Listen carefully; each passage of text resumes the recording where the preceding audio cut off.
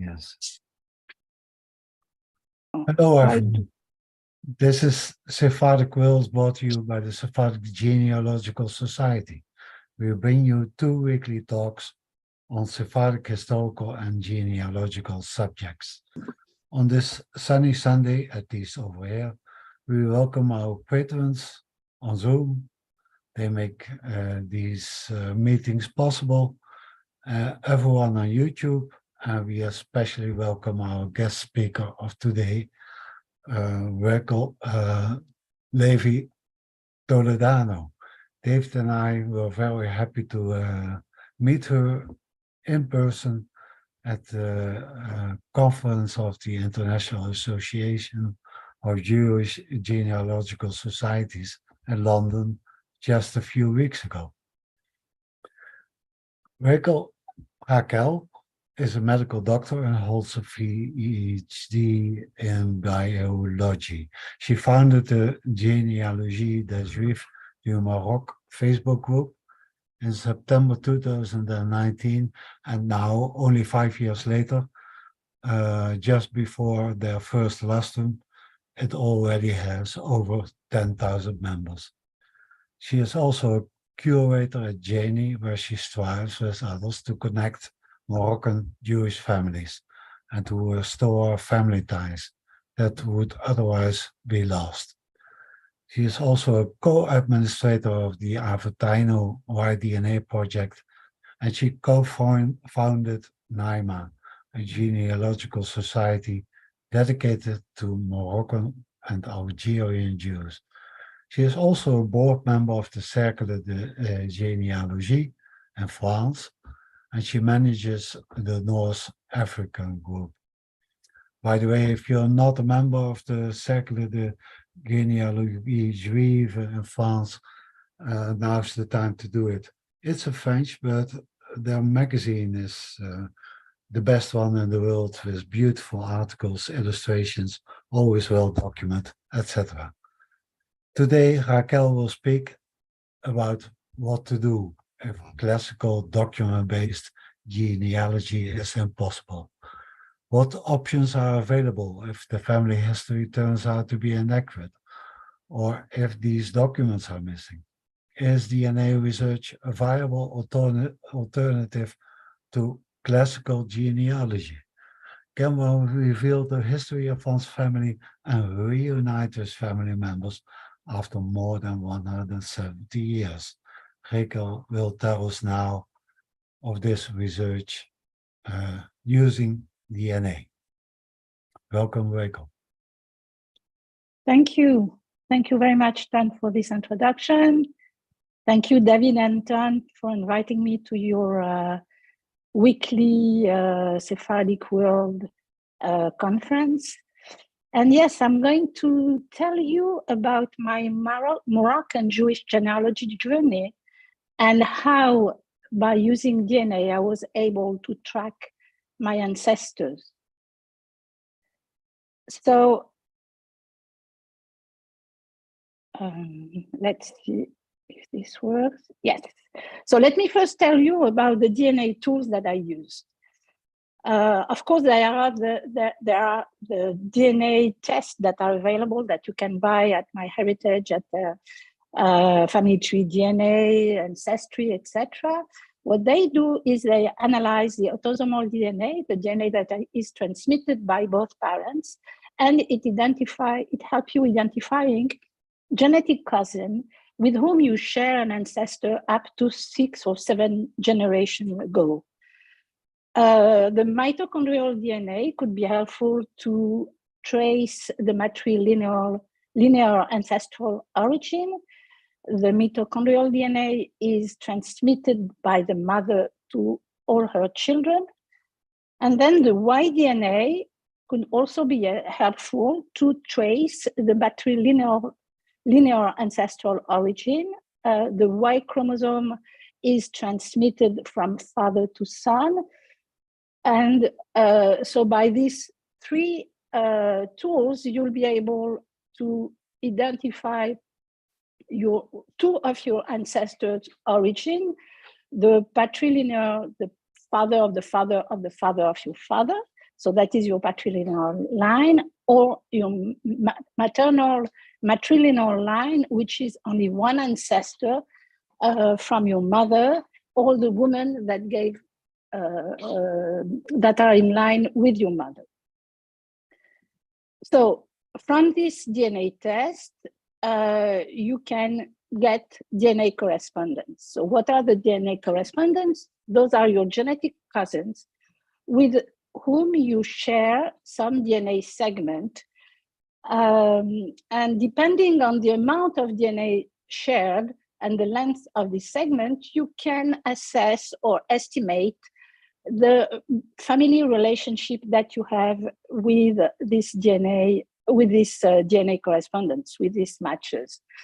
What is interesting when you have these DNA correspondence is to look for other matches with other family members, and that will tell you which side of your family, with which side of your family you are related to this person, paternal or maternal.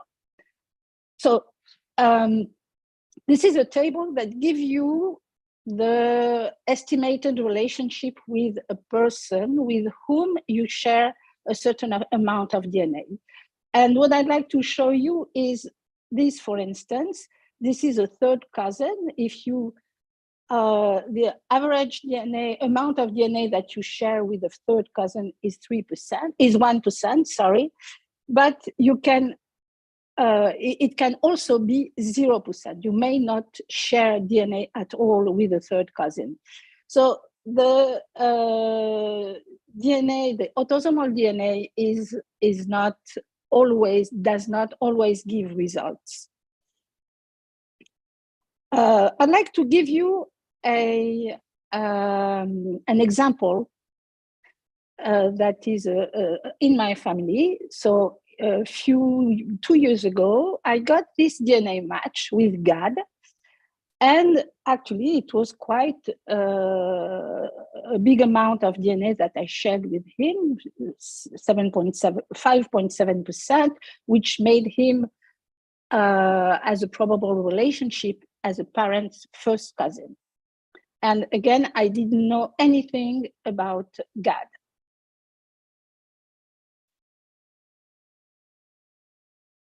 So then I looked at the other correspondence he could have with other family members. And then I found out that he had a close, a strong DNA match with my maternal aunt, with my maternal first cousin, and my maternal second cousin. Whereas with my paternal line, there was some DNA correspondence, but it was very, very weak. This is what you see on my heritage. And if you look here, it says by this little sign here that Gad had some triangulated segment with me and any of these 3 people. So this triangulated segment are DNA that are common to 3 or more individuals, and what they do is that they show and that this segment is inherited from the same ancestor to the people who carry this segment, so that we both have the same, a common ancestor. In this case, this triangulated segment was located on chromosome 8, and it was of 15 centimorgan length, and this indicated that the 5 of us shared the same ancestor. So here I am with Gad having a strong DNA correspondence with me, and I know that he's from my maternal side, and that I shared some DNA with him, my first cousin, my aunt, and my second cousin. So the next step and the next tool that I use is DNA painter called Vato. What are the odd, or what is the odd? And it is very easy to use and free, by the way. you draw your family tree, and there you add people who match with a given person and the amount of DNA that he has in common with that given person. And then you ask the tool to suggest you some hypothesis. So this is what I've done with GAD. And this is what I got. A lot of hypotheses, with the strongest being that GAD is my second cousin from my maternal side, but also other hypotheses. So what I did is that I removed any hypothesis that could not be plausible, even because of the age, of the date of birth, or because I knew part of my family and that it could not be the relationship that I have with GAD. And I ended up with this. So the strongest hypothesis is that indeed GAD was my second cousin, and that he was my aunt, first cousin, once removed. Confirmation by the family tree. Actually, I didn't know about GAD himself, but I knew very well this side of the family. The reason why I didn't know him is because he left Morocco when I was too young to know him. And indeed, he was my second cousin, as you can see in this family tree.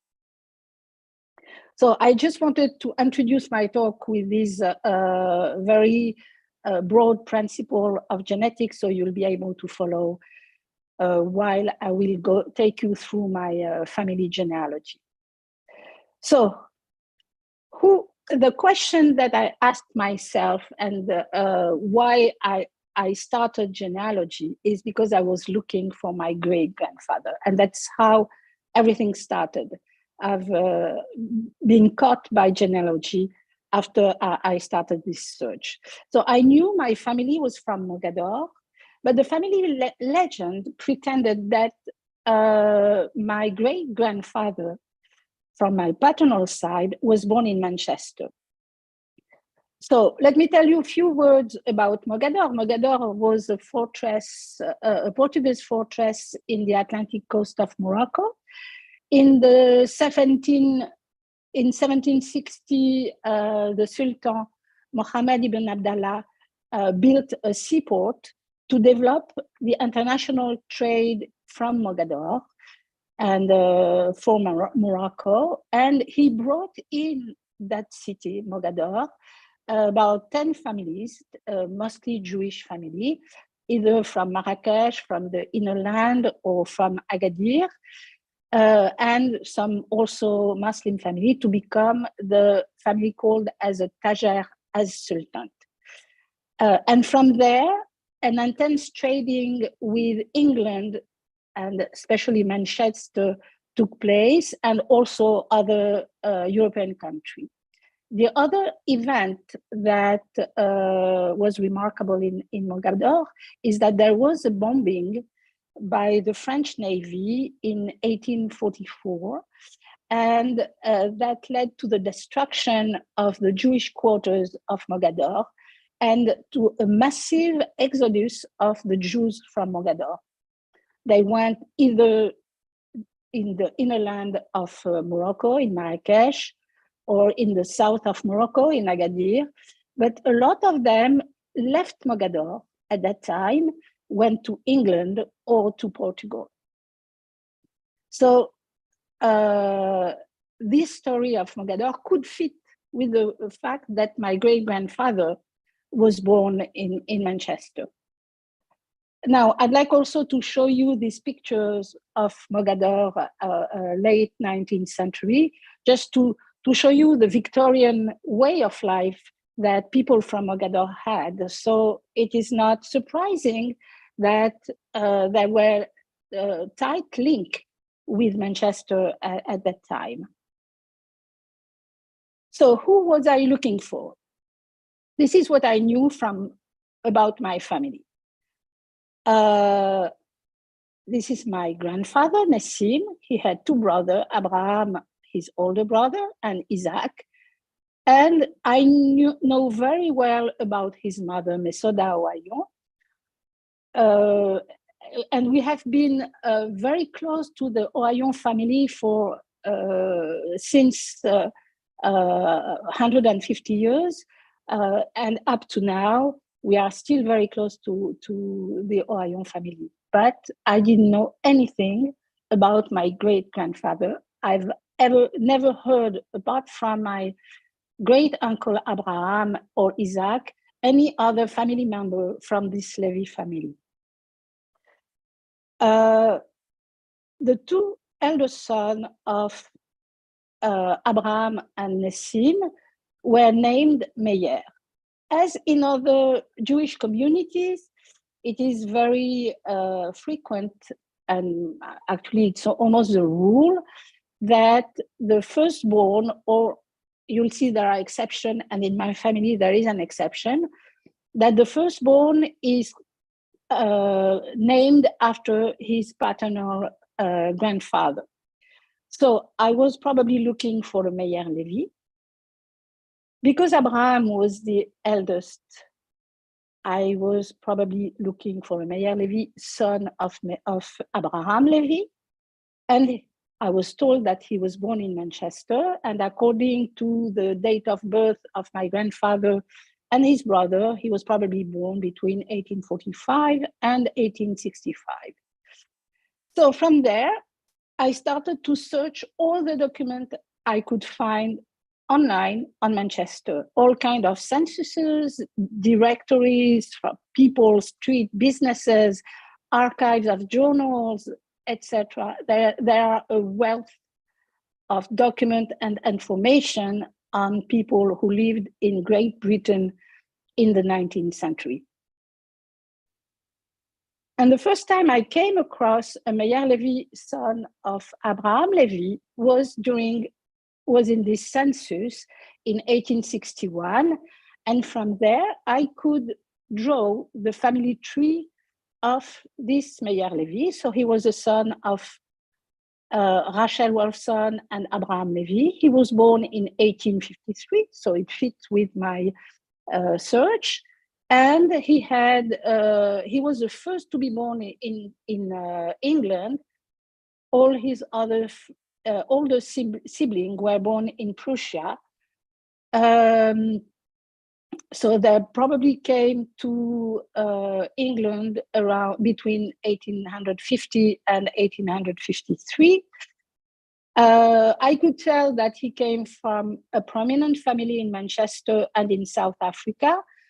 From all the documents I found, and I also found that his two brothers, Joseph and Benjamin, were Myers in Aliwal North in South Africa, and then they came back to England.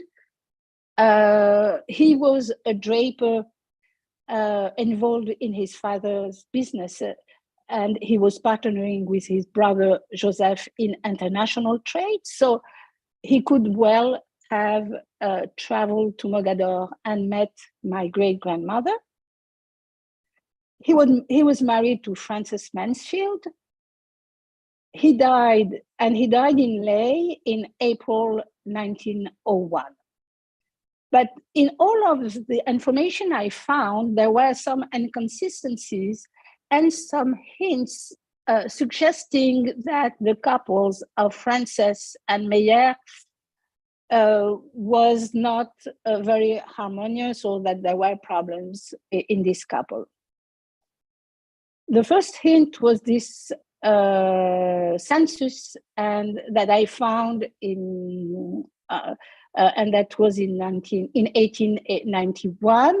And what it says here, that yes, Meyer Levy was living with his wife, but he was a cotton merchant, and that was his foreign home. In addition, later on, I found also that he was listed as a draper in Wellington Street, and this was not the same address where he's listed in 1891. In the census of 1901, I also found Frances, but in Manchester, but Meyer was not living with her. And what it says here is that she was living on her own means. So as if there was no husband. And again, she's recording in an address that is neither the same as before, nor the professional address of Meyer. During the same census, I found Meyer listed as a boarder in a surgeon house. That was the census took place in March 1901, and I found that later on he died in Ley in April 10th, 1901. And the house where he was boarding was a surgeon house. So I couldn't tell whether he was sick and treated there, Ley being about 30 miles away from Manchester, or whether he was traveling and had an accident. This boarding house was located on a railway road street or road, and not far from a railway station, so suggesting that he could have traveled at that time. But in any case, when I looked at the notice of his death, this was published by his mother, or for the anniversary of his death, Frances is not mentioned. And finally, what really made me think that he had indeed probably another family elsewhere is that very shortly after his death, Frances published a notice through her lawyer asking any of his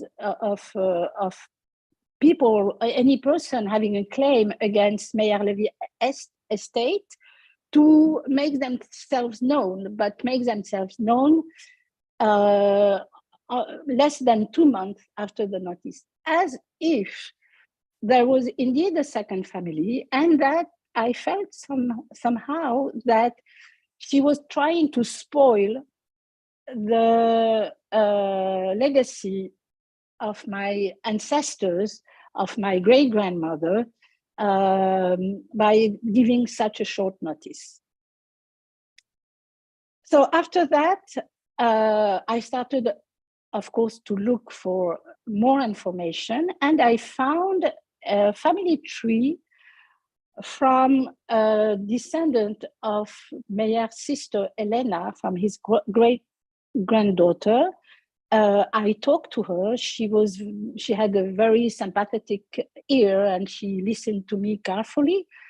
And I told her my story, and she said that she didn't know about a second family of Meyer-Levy, but if ever he had a second family, he would not have made his family know, because his family was a very Orthodox Jewish family.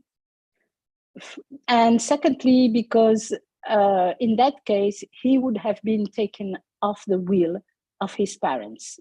So that made some sense that Meyer-Levy didn't tell about his family. But she told me also that his father, Anthony Myers, made a DNA test. And once she told me that, I rushed into the internet and bought a DNA test and tested myself. And I was very disappointed because I didn't have any DNA correspondence with Anthony Myers. But I didn't give up, and I decided to test my uncle, Joseph Levy. And again, there was no DNA correspondence between Joseph Levy, my uncle, and Anthony Meyer, who would have been his second cousin. So I just found a great-grandfather through genealogy, classical genealogy and document, and I just lost it through genetic genealogy. So from there, I started to look for this family, this Levy family from Mogador. I found out that there was several Levy families from Mogador.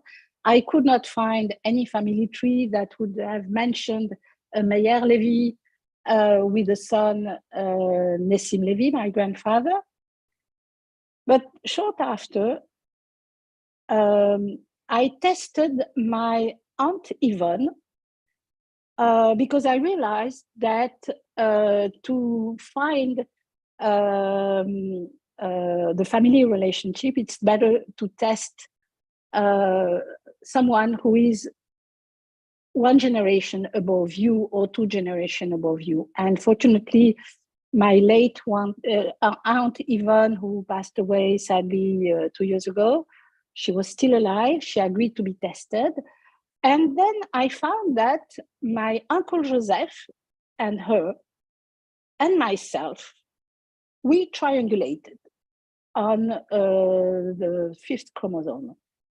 I was very, very surprised because I knew that my parents had met randomly, that it was not a arranged marriage as it may have happened at that time. And I asked my Aunt Yvonne, and she told me, yes, after they met, we noticed that your father and our family was related, probably through her great-grandfather, Mimoun Levy. And then considering the DNA correspondence, I thought that Mimoun Levy could have been my great-grandfather, the one I was looking for. He could have been his brother. And what made the most breakthrough in all this story is that I found in the circumcision register of the Moël Ben Daon, who listed the circumcision of Mogador, I found my grandfather Nassim and his brother Abraham, both being the son of Meyer Levy Belfsachi. And that was the first time I ever heard about this name, Belfsachi. I've asked my uncle, my aunts, they've never heard about it. But then with the help of the late Kevin Martin, we deciphered the whole register of the Moël Ben Daon. And yes, I found my grandfather and his brother Abraham. But what I also found is that there was a Mimoun Belfsachi, Levy Belfsachi, who had a son in 1878. And considering the dates of birth of their son, it was plausible that Mimoun and Meyer were brothers. From this list of people of Levy Belfsachi, I drew a family tree. And I could see then that in the family tree, there were 4 brothers, most probably, Meyer, Mimoun, Simon, and David. And the first grandchild of Meyer was listed in the registry, and his name was also Meyer Levy, and he was born in 1898. So I told you that in my family, there was an exception to the rule that you name the first son after the great-grandfather, after the grandfather. The exception is that you name that after that person only after his death, never during his lifetime. So this indicated me that at least that Meyer Levy died before 1898, my great-grandfather, which means that my grandfather, Nassim, was less than 9 years old when his father died. And that is probably the reason why we never heard about this family, because my great-grandmother took care of her children on her own and with her Ohayon family, with the help of the Ohayon family. And then looking at this family tree, I found that there are one Mesod Levy, but there are 2 Mesod Levy, but you'll see there are other Mesod Levy in that family. And that they were born in 71, which let me think that my great-great-grandfather was Mesod Levy, and that he died between May 5th and on November 11th of 1871. So this register of Moël Bendahan gave me a lot of information, and I started to draw a decent family tree with at least one great-grandfather and one great-great-grandfather. Then the other breakthrough in this genealogy was when I got a DNA match with Alain. So it was obvious that we were related. He strongly matched with my uncle Joseph. He strongly matched with my aunt Yvonne. And the three of them triangulated on a very large segment for a triangulation of 30 centimorgan. In addition, on his family tree, that was available on MyHeritage, his great grandfather was David Levy, and his grandfather was Mesod Levy. So this suggests strongly that Alain is related to me through the Levy, but he could also be related to me through a woman, because in Moroccan Jewish genealogy, we rarely have information about our female ancestors. So this did not constitute a proof until Alain's first cousin mentioned that indeed their family name in Mogador was Levy Belsahi. So from there, I could redesign the tree again, putting Meyer, Mimoun, and David Levy, the three brothers, and their descendants, Joseph, Yvonne, and Alain, and myself being a descendant of both Meyer Levy, who was my first great-grandfather, and Mimoun Levy, my second great-grandfather. Then I looked at all my relatives that were tested in MyHeritage, and looked at all the DNA matches that I could, that we had together. It was quite some work. And this is what the result is. Each of us matched with most of the others, and a lot of us triangulated on some segment. So from there, I continued designing my family tree. The first information that I had before, but I didn't pay attention to it, is that my uncle Abraham married Mazal Levy, who was his first cousin, daughter of Baruch Levy. So in my family, in one of the other sons of this Mesod Levy was also Baruch. And then I completed the tree with everyone else that were matching with me or with my cousin, so the descendant of Mesod Levy. But also I find out through DNA, but also through family history that I shared with other people, that my grandbrother had a sister, Esther Levy, that I didn't know about. But actually her descendant knew about us, and that Esther had a son that she named also Meyer. I also find out that my great-grandmother Alia from my mother's side had a sister named Yakot, and Yakot had some descendant that matched with me through in MyHeritage, and I could reunite with this part of the family, although another part of the family was also related to me in another way, but I didn't know this relationship. Then I found also the descendant of Simon, and so I could design the whole family tree. Later on, I found a book in which it was said that Mesod Levy ben David, so Mesod ben David Halevi and David Korkos had drawn an agreement together. This agreement was special because it was a two-year agreement, while usually in Mogador, the contract that people had together, it was only for 1 year. And I suspect that this Mesod Levy is my great-grandfather, great-great-grandfather, so second great-grandfather, and that his father was David Levy. So here I am with an additional generation.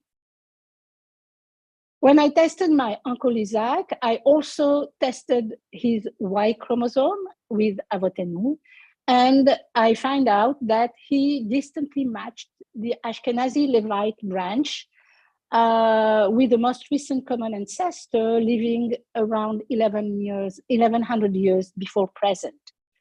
In addition, the only match of my close match of my uncle was a man from whose paternal line was from Peru, and with the most recent common ancestor born 600 years ago. So this information told me that this Levy line was an ancient Levy line, more than 1100 years, of Sephardic origin, and that the ancestor of Juan Octavio and could probably have fled, or is probably a new Christian from that fled the Iberian Peninsula during the Inquisition. So, was there another Levy family elsewhere? Most probably. But few months ago, I was contacted by someone named Levy, asking me if I knew about this family, Baruch Levy Bento, married to Meshada, and with a son, Fortunato, who was born in Mogador, and who probably migrated to Portugal. So indeed, I found this family in a book, the book of Maria Jose, or Jose Maria, I cannot read, Genealogia Hebraica, in which we can find all the Portuguese Jews and Jews of Gibraltar. And by looking more, I found this family tree with the descendant of the son of Fortunato, Bento, who was born in Portugal, emigrated in Cape Verde, married to a Cape Verde woman, and had 5 sons in Cape Verde, where he died. Lately, I got a new DNA match. I think it was in May. And the woman with whom I matched was a descendant of Bento Levy. She was his great granddaughter. And this is a DNA match I got with her. The DNA correspondence I got with her was a bit weak, but we shared a long DNA segment of 30 centimorgan, suggesting that this was a true DNA segment that we got by descent. And then I looked how she matched my uncle, and then the match was stronger. And most importantly, there was triangulation with most of my cousin, not with me, but most of my cousin, and at least 5 of them, and with my uncle. So this indicated that this woman, whose name was Levy Montero, and us, descendant of Mesod Levy, shared a common ancestor. So I used DNA painter Watto to try to fit her in the family tree. And the best the strongest hypothesis was that she was the fourth granddaughter of Baruch, and that Baruch was our common ancestor. So I could design more this family tree, adding another ancestor, Baruch, father of David, father of Besod, father of Meir, etc. And from the Capo Verde side, Bento with his five sons, and with his great granddaughter here in the family tree. Then I made some contact with the family. I discussed with them, and I was able to identify the rest of the family. Some other family, I cannot put everything on this tree. Actually, some member of the family are watching this conference, and I went to Capo Verde and I met the last descendant, grandchild of Bento, who is still alive, Raquel Levy, who is the third cousin of my grandfather. What has struck me is that they are very aware of their Jewish heritage, of their Moroccan Jewish heritage. They are not Jewish anymore because of the marriage with all the time they spent in Capo Verde. But there was one custom in Capo Verde that struck me also, is that when someone died they go home, they stay in the house for 8 days, people come and visit them. And this reminded me of the Shiva. So they might have kept some Jewish customs, in as much as when we went to the cemetery, we saw a lot of graves with Jewish names, probably New Christian, that were the Portuguese that left Portugal when they came to Capo Verde and married local people, either local Capo Verde women or men. So to summarize, what I'd like to highlight here is the power of genetic genealogy to refute some hypotheses, such as the Meyer-Levy from Manchester hypothesis, who obviously was not my great-grandfather, but my great-grandfather might have been born in Manchester because of the bombing of Mogador, and they might have left Mogador at that time and come back later on. Genetic is also, DNA is also very powerful to confirm some hypotheses. The other point I'd like to pinpoint is that there is a major lack of documentation for Moroccan Jewish genealogy, since we didn't have any civil state, that the registers are very difficult to find. And this highlights the importance of the family memory and the genetic in Moroccan Jewish genealogy. Thank you. I hope you like it, and I was not too long. Thank you. That was absolutely fascinating. A quick question: do you have the death certificates of the Meyer Levy who died in Manchester? I saw that one of the servants on the census was a lunatic attendant.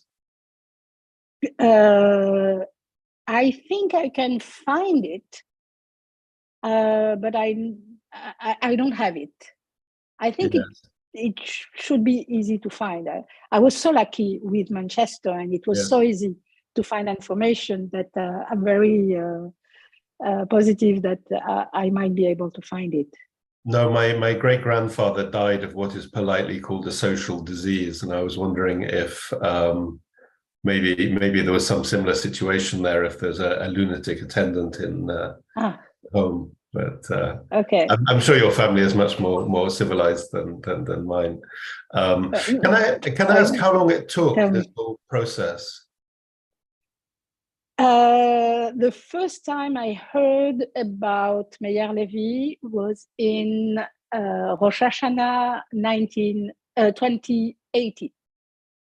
Okay. So about then, and I started to look for his family. It took me about 6 months to build this, how could I say, it's not a lunatic story, but it's a false story. But I was so into it. Yeah. I believed so much that he was indeed my great-grandfather. So it took me about 6 months. And then all the other Levy part, about a year, and the new development about few weeks. Yeah, I didn't realize that such a small percentage as like 0.5% could be usefully used. I just assumed anything lower than 2% we just forget. No, not in Sephardim. Okay. In Ashkenazim, yes, because the endogamy is such that yes, you share a very large amount of DNA with a lot of people. Actually, when you look at the list of matches of Sephardim, we have like 2,000, 3,000 matches, whereas in Ashkenazim, they have like 20,000 matches. Yeah, I have both, so thank you. Ton. So I would like to stop here. Right. I'm wondering if Mesot is the same given name as Massaot, which yes, occurs in Morocco. For instance, there is a Massaot de la Mar family, which migrated from Morocco to Holland. Most probably. In Algeria, it's Messaoud. The French way we call that name is Mesod. It is translated, I didn't go into details, but in Portuguese and Spanish, it's translated Fortunato. In Hebrew, it can be translated as God, for instance, joy. And in Arabic, we say Mas'ud. And when you research, do you use all those variants? I try to, yes. Yeah. That's the main problem we have in Moroccan genealogy, is that it was transcribed from Arabic to French. And then when Jews went to Israel, they wrote it in Hebrew. And now they retranscribed it in Latin letter with another spelling. So it's really very difficult to follow and to track all the cousin and the descendant. Yeah, I liked your story. It's fascinating how everything comes together. Genealogical research, DNA, family stories. Thank you. Do you ever hope to get even further back, 600 years? You know, Baruch, the first in my line that I could identify, that is common to Abrao and to other people that are in the conference here, was born in 1790. I would have never dreamt that I could go that further. But yes, I hope that, you know, especially with all the documents you have in Amsterdam, and there is such a gap between the document you can find in the archive in Amsterdam and what we know, a gap of time of 200 years that we need to fill up. So I saw one of your posts lately on a Levy from Amsterdam, and I was wondering, Uri Levy, I think, and I was wondering if he could be related to me. If your family is Sephardic, then he is not. Uri Halevi was one of the first rabbis in Amsterdam, but as they did not have a rabbi in that time, they took one from the Ashkenazic community. Oh, so he was Ashkenazi. Yes. Oh, he was not Sephardic. But Okay, he was a member of the Sephardic community. that's what I His read. grandson was, his great grandson was, and then they were kicked out. Okay. Questions, anyone? There's a question from Håkon. I noticed that you didn't mention XDNA. Did you make use of that too? Sometimes its specific patterns can be useful. Yes, I do use it sometimes to find out whether I could be related through a woman.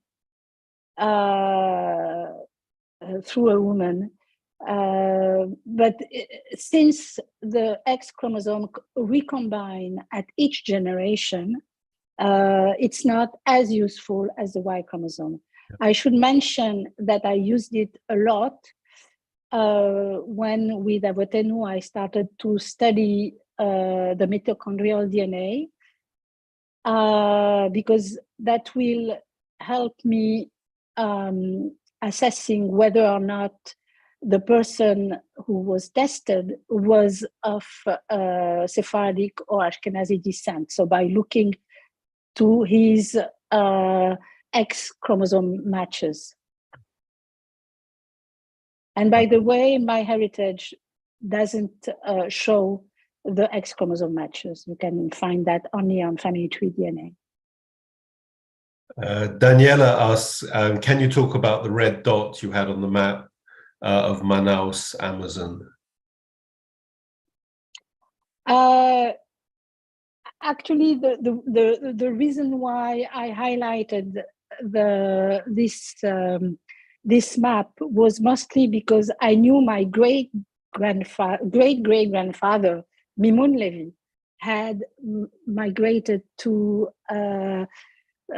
Brazil, and when I find out about this match with Paulo Wood, I was wondering if he could be a descendant, a direct descendant of this Mimun Levy. So I followed the river, etc., to try to see whether that was possible. But then I find out that the most recent common ancestor with my uncle Joseph was 600 years ago. So it was not likely that he was from this directly from this family. You were thinking about the people who went there with the rubber. Yeah. Yes. Yeah. That's interesting. There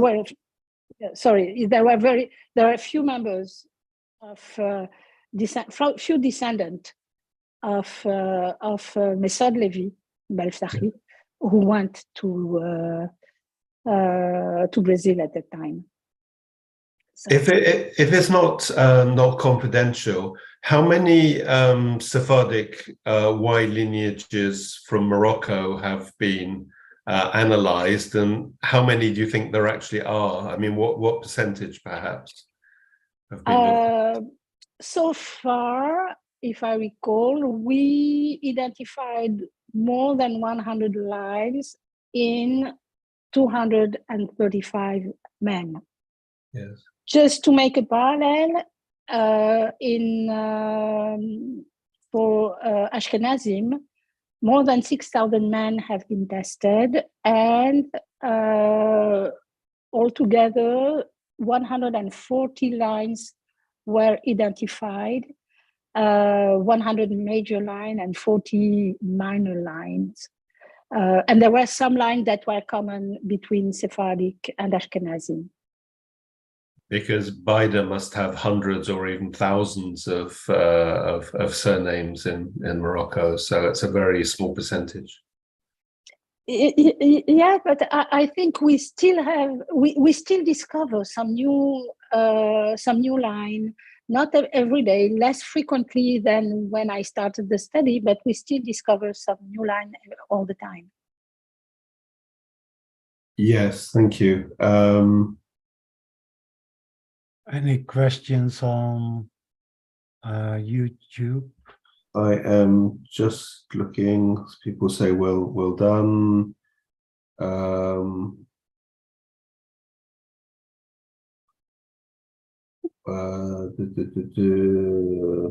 Somebody's asking which blood types are Jewish. I'm not sure it works like that. Yeah, I've seen there was a study made in the 1930s or 40s. And if I recall, the O blood type was more frequent than the others. But there was another blood type, I don't remember. But I remember that the O blood type was quite frequent. And somebody's asking what's the difference between Maghrebis and Sephardim? Oh, it's a whole conference. But they're also shortly, saying I'm not reading what's written here, so I should ask you. Shortly, first of all, I don't know if there is a very distinct, if there are major differences. What I should say is that in Morocco, there were two types of Jews: the Megurashim, those coming from the peninsula, the Iberian Peninsula, and the Toshavim, who have been in Morocco for more than 1,500, almost 2,000 years. And I think that what we tend to call Maghrebian Jews in Morocco were those that were the Toshavim that were there before the Megurashim or the people expelled from Spain, the Jews expelled from Spain arrived. What I should say is that today I consider that there is no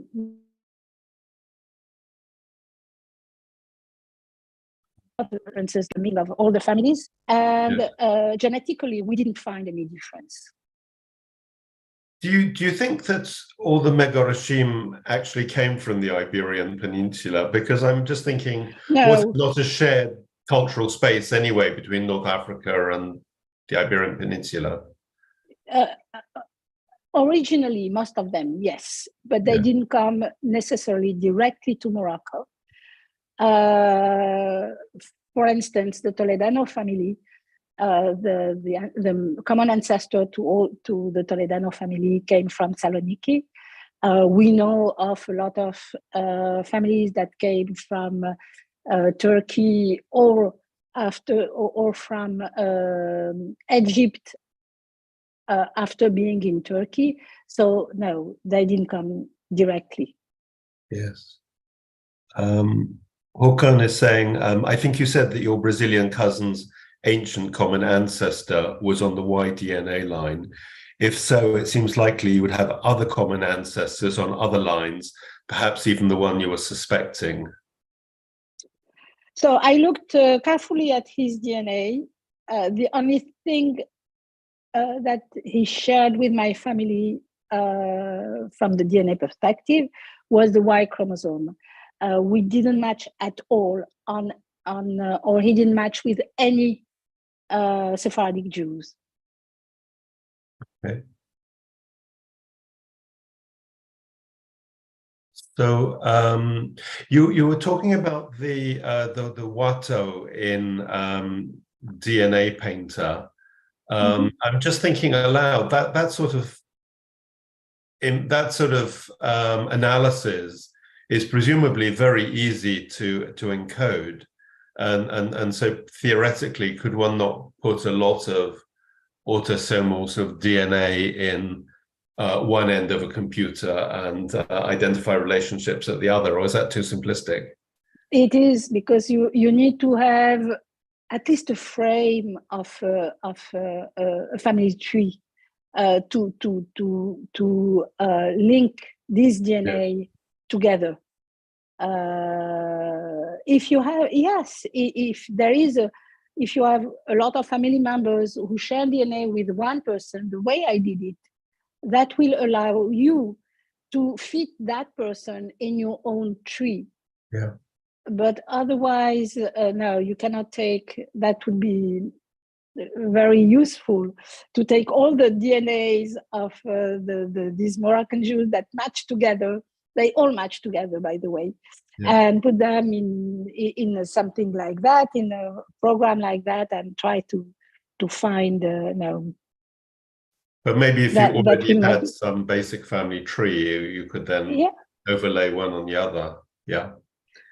So we have a question from Yehuda on YouTube. Do you have a collaboration with Professor David Pasig from Bar-Ilan University regarding DNA research of Moroccan Jewry and an attempt to understand the origin movements throughout history? I'm not sure.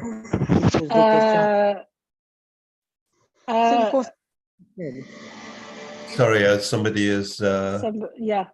Anyway, I think Adam is on the Zoom. If he's still here, he might be able to answer. But otherwise, the answer is no. I've never been in contact with him. But Adam might have been. Or Wim, if he's around, I don't know. Or Michael. No, none of them are here. Thank you. And this first question's about haplogroups. Did you find a B haplogroup? Maybe it means blood group.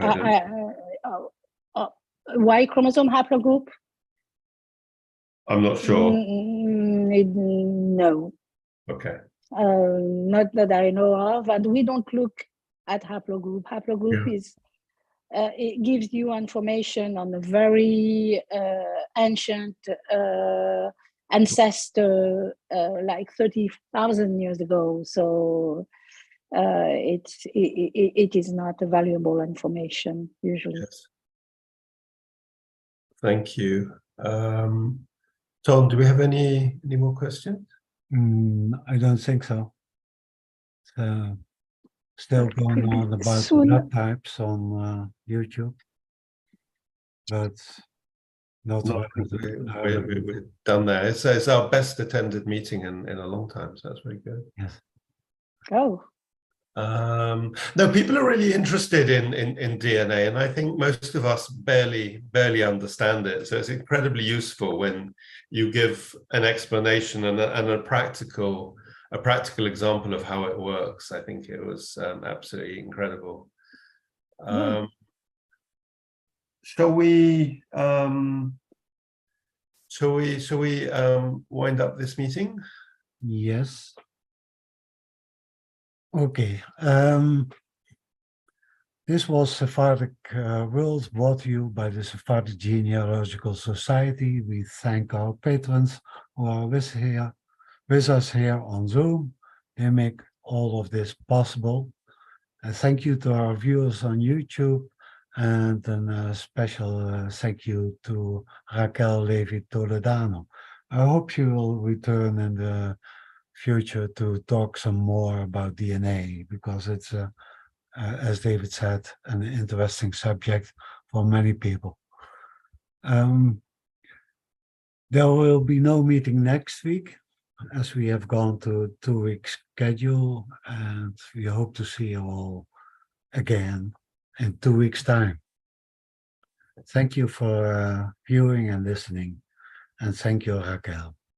Thank you.